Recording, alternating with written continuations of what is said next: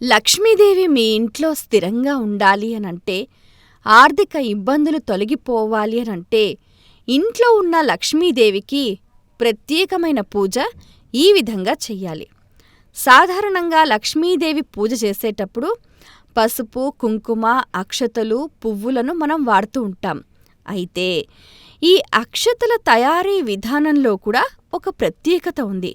శాస్త్రంలో చెప్పిన విధంగా అక్షతలను బియ్యము, అలాగే పసుపు, ఆవు నెయ్యితో అక్షతలను తయారు చేస్తూ ఉంటారు. అయితే లక్ష్మీదేవికి పూజ చేసేటప్పుడు ఆ పూజలో ఉపయోగించే అక్షతలను ప్రత్యేక విధానంలో తయారు చేసుకోవాలి.